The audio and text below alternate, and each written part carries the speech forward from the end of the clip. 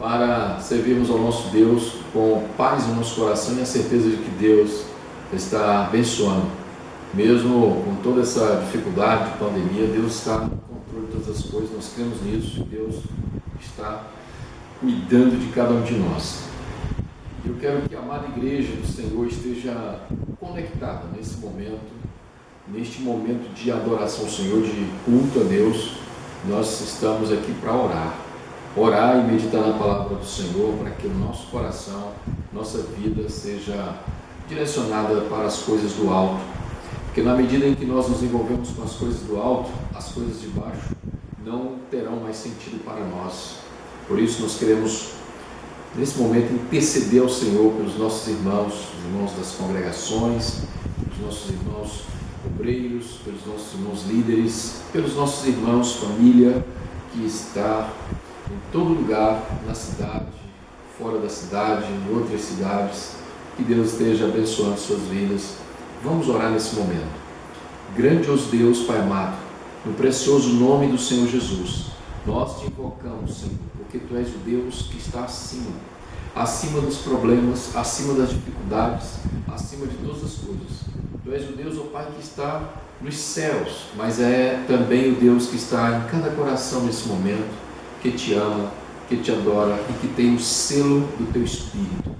Por isso, Pai amado, nesse momento queremos que o Senhor esteja agindo poderosamente no coração de cada um, ó Deus, que haja alegria e paz, que haja, Deus, um momento celebrativo em cada lar, em cada família, as pessoas possam celebrar o Teu nome, possam ler a Tua palavra, possam, ó Deus, ter comunhão contigo, poder, ó Pai, compartilhar contigo as bênçãos maravilhosas. Por isso nós podemos dizer nesse momento, muito obrigado, Senhor, por mais um dia. Cada dia é motivo de agradecermos pelas bênçãos do Senhor, porque sabemos que não merecemos nada de Ti, Senhor, mas Tu és Deus misericordioso e compassivo, tardio em irar e pronto a perdoar. Assim, ó Deus, nos colocamos diante do Senhor como servos, como vasos na mão do oleiro, para que o Senhor esteja transformando, abençoando, refazendo, renovando. Toma, Deus, cada vida, cada pessoa da Tua igreja em Tuas mãos, para que nelas repouse a fé, o amor, a esperança, uma vida plena na Tua presença, cheia de graça e de verdade. Pai querido, nós rogamos a Ti, ó Deus, é no nome precioso de Jesus, para a glória de Deus, Pai. Amém. Amém, meu querido. Nesse momento também queremos ler um texto da palavra do Senhor, um texto devocional. Não é o texto da nossa mensagem, mas um texto, como de praxe, nós gostamos de ler no livro de Salmos. Eu quero que você esteja ligado nesta palavra do nosso Deus. A palavra do Senhor nos diz aqui no Salmo de número 125, que é o salmo da nossa leitura nesse momento. Salmo de número 125. É sempre bom você, na sua hora devocional, ler a palavra do Senhor junto em família ou a sós na presença de Deus. Isso traz edificação para cada um de nós. O Salmo 125 nos fala dessa confiança no Deus Todo-Poderoso.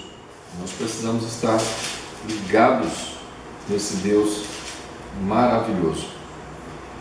Os que confiam no Senhor são como o monte Sião que não se abala. Os que confiam no Senhor são como o monte Sião que não se abala. Querido, Deus quer que você seja como um monte, uma montanha, uma pedreira, no sentido de não se abalar. Está ali, sempre, intacto, pronto a resistir todo e qualquer furacão, qualquer tempestade, qualquer dificuldade. Esse comparativo que a palavra do Senhor faz nos conforta diante das dificuldades que o mundo passa nesse tempo. Por isso, continua a palavra dizendo: não se abala, mas permanece firme para sempre. Como em redor de Jerusalém estão os montes, assim o Senhor em derredor do seu povo, desde agora e para sempre. O cetro dos ímpios não permanecerá sobre a sorte dos justos. Glória a Deus por isso. Ou seja, o domínio do ímpio não permanecerá sobre a sorte dos justos, porque a sorte dos justos é comandada pelo Senhor e não por jogos de azar. Para que o justo não estenda a mão à iniquidade, faze o bem, Senhor, aos bons e aos retos de coração. Quanto aos que se desviam para as sendas tortuosas, levá-los-á o Senhor, juntamente com os malfeitores, paz sobre Israel.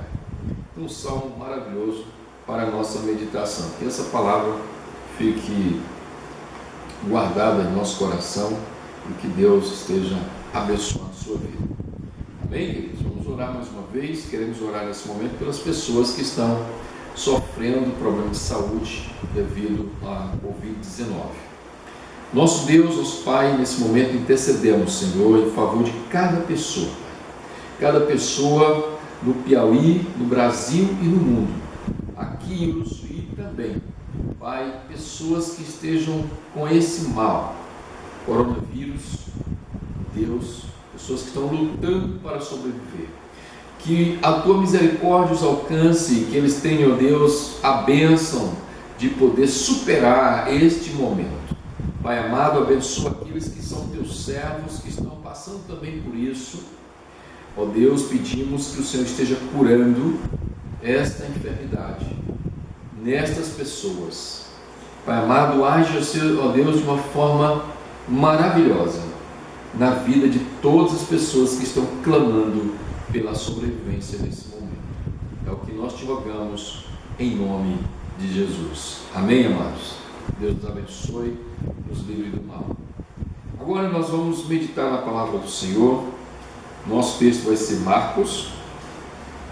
Nós estamos meditando no livro de Marcos. Já trouxemos algumas mensagens alguns dias passados em Marcos, e nós paramos aqui, Marcos capítulo 2, a partir do versículo 18. Ora, os discípulos de João e os fariseus estavam jejuando. Vieram alguns e lhes perguntaram: por que motivo jejuam os discípulos de João e os dos fariseus, mas os teus discípulos não jejuam? Respondeu-lhe Jesus: podem porventura jejuar os convidados para o casamento, enquanto o noivo está com eles? Durante o tempo em que estiver presente o noivo, não podem jejuar. Dias virão, contudo, em que lhes será tirado o noivo, e nesse tempo jejuarão. Ninguém costura remendo de pano novo em veste velha, porque o remendo novo lhe tira parte da veste velha e fica maior a rotura. Ninguém põe vinho novo em odres velhos, do contrário, o vinho romperá os odres, e tanto se perde o vinho como os odres, mas põe-se vinho novo em odres novos. Amém? Muito bem. O nosso tema de hoje é o jejum. Eu sei que muitas pessoas gostam de jejuar, outras não, outras se perguntam como devem jejuar, como é essa questão do jejum, o que a Bíblia fala do jejum. E esse é um assunto que foi mencionado pelo Senhor Jesus. Jesus falou sobre o jejum, até mesmo para responder um questionamento dos discípulos de João. Até aquele momento, João aqui é o profeta João, que ainda estava vivo, e ele já tinha muita gente que o seguia, ele estava discipulando pessoas. Na prática, esses discípulos de João, eles praticavam o jejum. O jejum não era novidade para um judeu, porque o jejum já existia desde a época da lei. Os judeus, praticavam o jejum, e os fariseus eram muito mais rigorosos e jejuavam, às vezes, jejuavam alguns deles 2 vezes por semana. Então eles eram assim bem religiosos. Por causa disso, o jejum ele fazia parte também da religiosidade judaica e, por tradição, as pessoas mantinham o jejum. Então o jejum se tornou uma espécie de prática tradicional da religião judaica. Os discípulos de João, eles mantinham essa prática. Eles jejuavam. Mas percebeu-se que no cenário ali de discípulos, entre discípulos de Jesus e discípulos de João, percebeu-se que os discípulos de Jesus não jejuavam. Mas os discípulos de Jesus não tinham intimidade com Deus? Os discípulos de Jesus não jejuavam? Não se consagravam naquele momento? Bem, a questão não é bem essa. É aí então que Jesus aproveita para nos ensinar a respeito do jejum. Então nós vamos falar de jejum baseado no ensino do Senhor Jesus aqui em Marcos, no Evangelho de Marcos, no capítulo 2, a partir do versículo 18. Vemos então que Jesus ele traz uma luz nova, uma nova luz sobre a questão do jejum.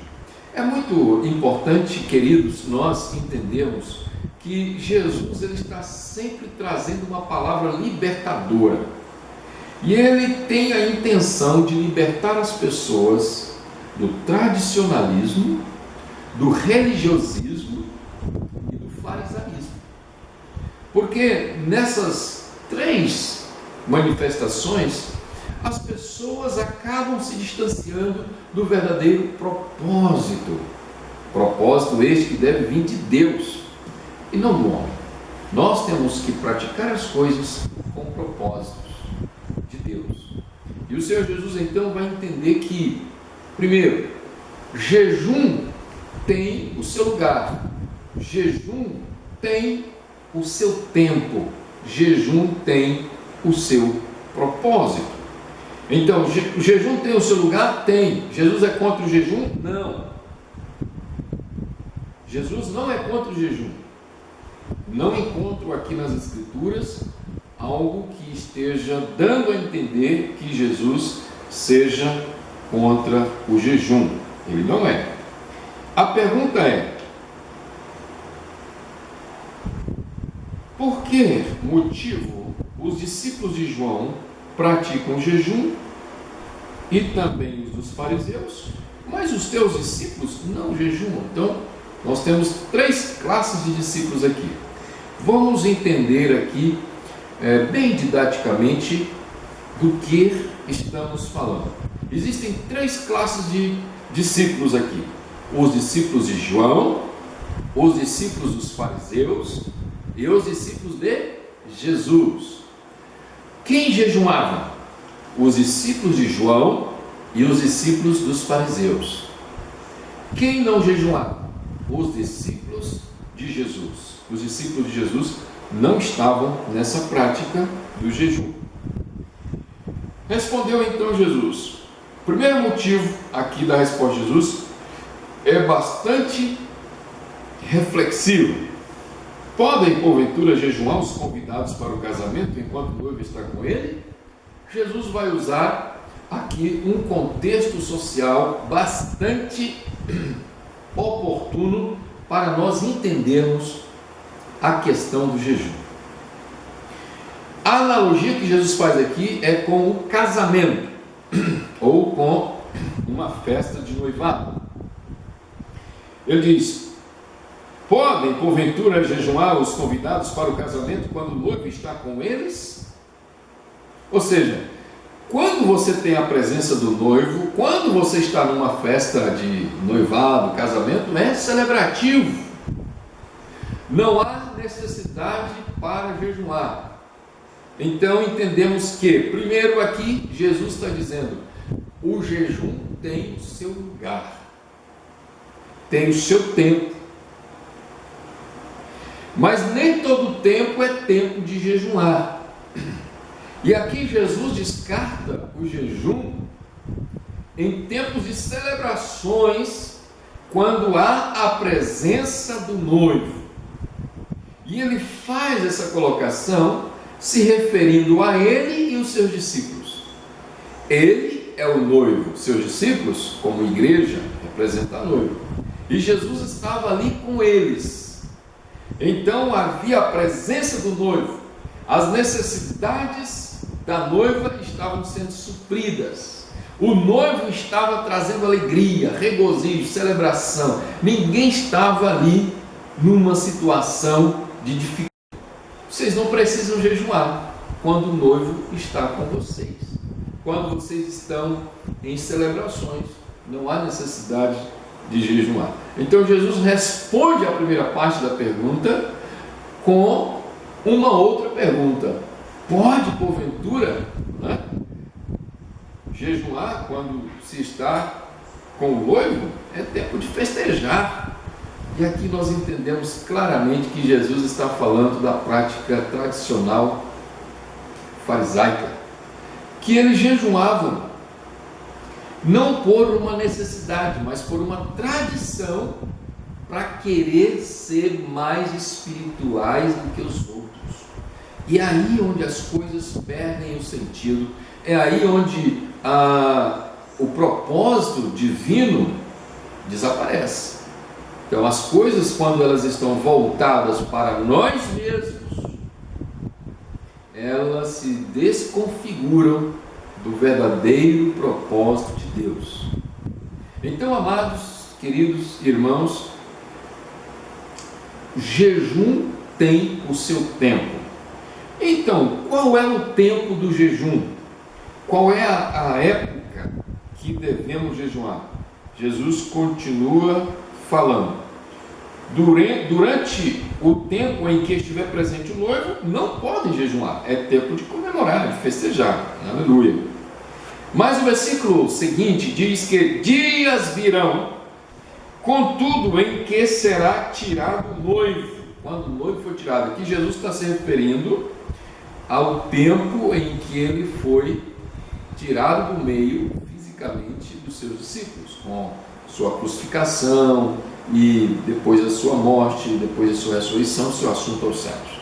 Então ele está dizendo: dias virão, quando em que o noivo será tirado, neste tempo jejuarão. Então há um tempo para jejuar.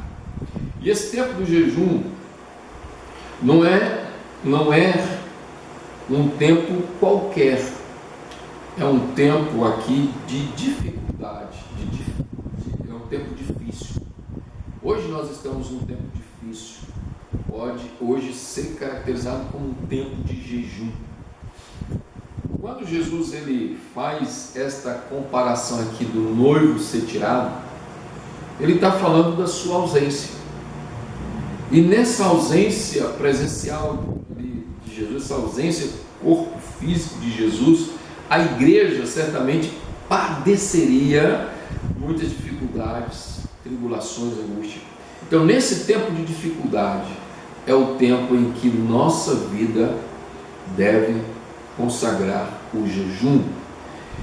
Por outro aspecto espiritual, Jesus abre aqui uma oportunidade para refletirmos sobre algo muito importante.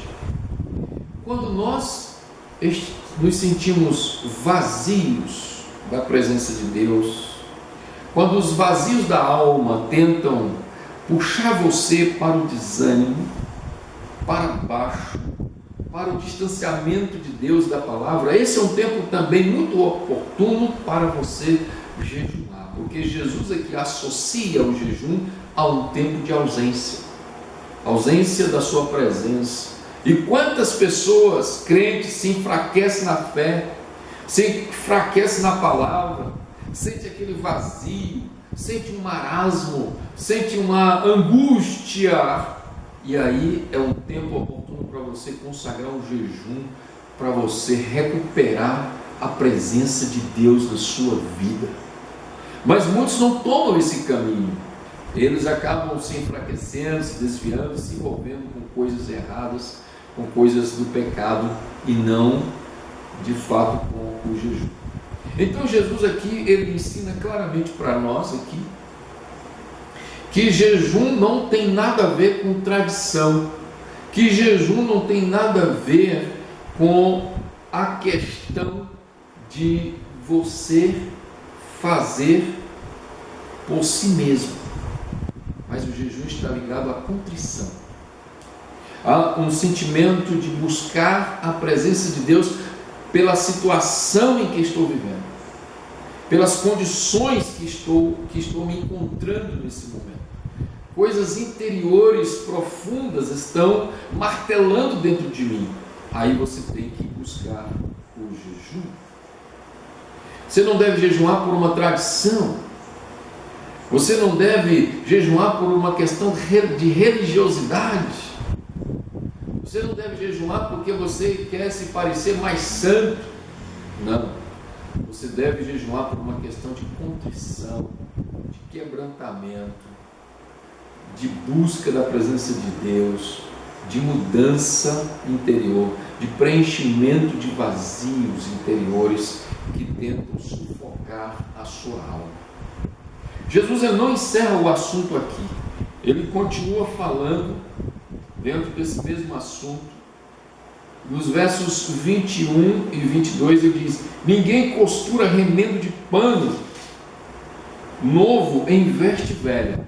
Aqui ele vai usar novamente uma analogia, falando aqui por metáfora sobre um pano, um remendo de pano. A primeira parte do pano aqui é remendo de pano novo em veste velha. Guarde bem isso.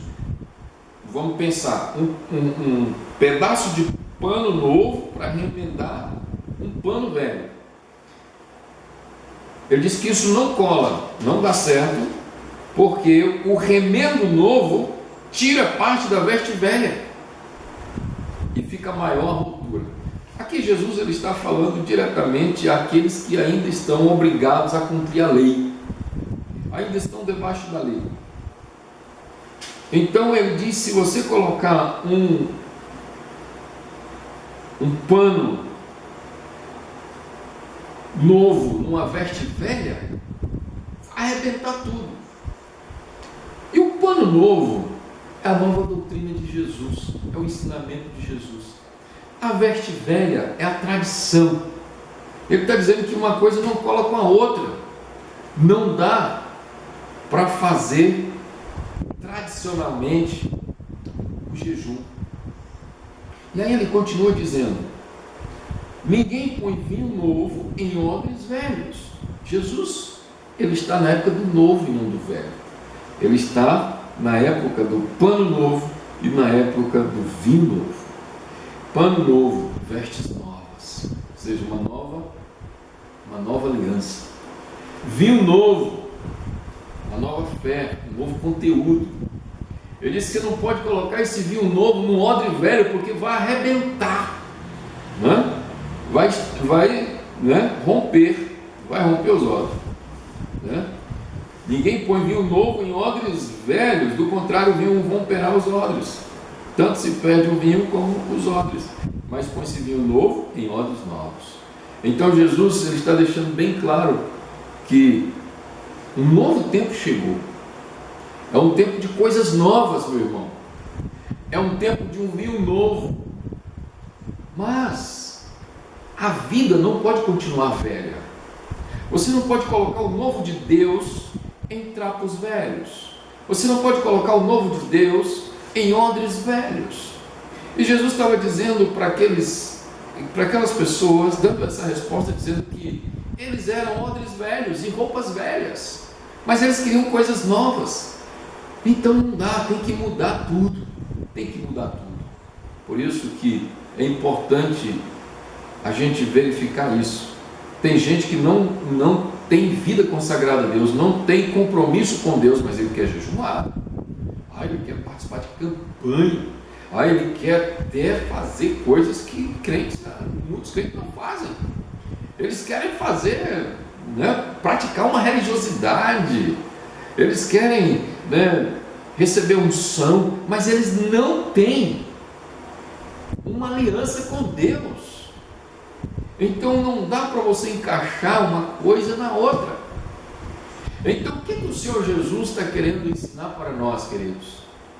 É que não é do nosso jeito, da nossa maneira, mas tem que ser da maneira de Deus.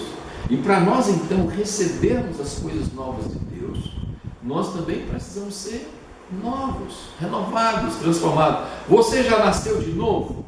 Você já é crente mesmo? Você tem certeza da sua salvação? Você tem Jesus na sua alma? Você tem Jesus na sua vida? Você é um vaso novo? Você é um odre novo? Você é um pano novo, Você possui vestes novas? Então você pode receber as coisas novas de Deus. Mas se você continua um trapo velho, um odre velho, você não tem condição nenhuma de receber vinho novo, você não tem condição nenhuma de receber um remendo novo, porque você ainda é trapo velho, você ainda é odre velho. Jesus está trazendo uma mensagem para pessoas que tenham propósitos nas suas vidas. Por isso o jejum, ele não pode ser algo aleatório, ele não pode ser uma campanha para emagrecer, ele não pode ser uma campanha para simplesmente favorecer um cardápio, para favorecer uma dieta. Não, jejum não é para isso. Jejum não é para manter tradicionalmente uma igreja. Jejum não é para manter religiosamente a sua cultura cristã. Não, jejum tem um lugar, tem o seu tempo e tem uma ligação forte do novo com o novo, do odre novo com o vinho novo, do pano novo com roupa nova. Não pode ser o velho no novo, o novo no velho, não. Então Jesus está dizendo que Ele está trazendo um novo tempo, onde jejum tem um novo significado, onde tua vida passa a ter um novo significado, onde a doutrina, o ensinamento tem outro significado, transformação.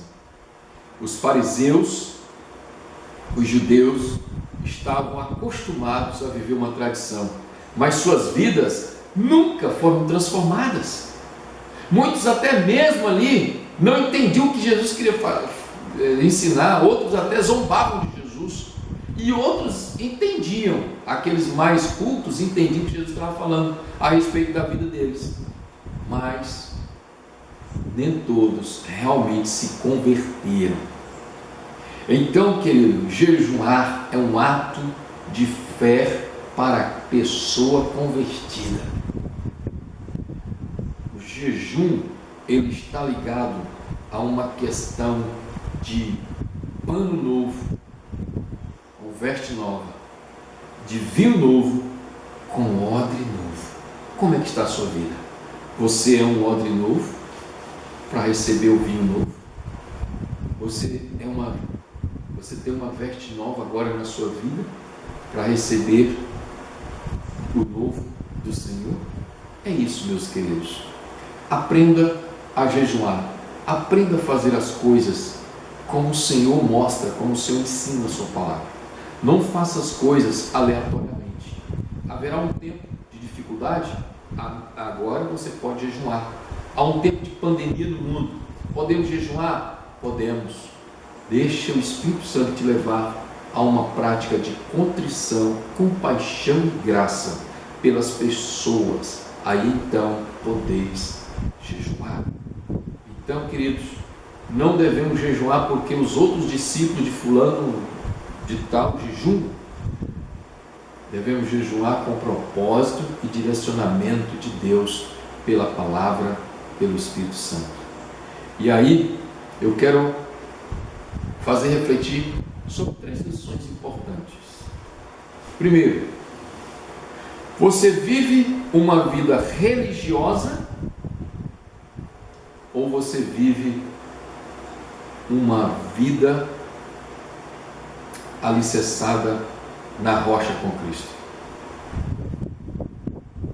Você está na vida com Cristo ou na vida com a religião? Segunda questão: suas práticas de hoje como cristão são práticas da velha vida ou de uma vida nova com Cristo? Terceira questão: o que você tem recebido na sua vida interior veio como vinho novo para te alegrar, te fortalecer, ou ainda são coisas velhas em odres velhos? Diante dessa reflexão, querido, eu quero que você tome uma decisão. Quem sou eu diante de Deus e de sua palavra?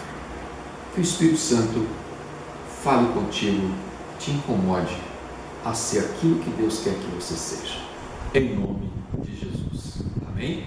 Que Deus te abençoe. Pai querido, Deus eterno, nós te pedimos nesta hora a tua bênção sobre cada um de nós. Ó Deus, nos guia na tua palavra, nos ensina a temer o teu nome, fazer a tua vontade. Pai amado, que a tua igreja seja edificada numa palavra viva, numa palavra pura, numa palavra real, no evangelho pleno, no evangelho verdadeiro, um evangelho que esteja em conformidade com o que Jesus ensinou. Fortalece, seu Pai, abençoa cada jovem, cada adulto, cada criança, cada senhor, senhora, novo ou velho. Abençoa, Deus, toda a tua igreja, todo o teu povo, em nome de Jesus. Amém.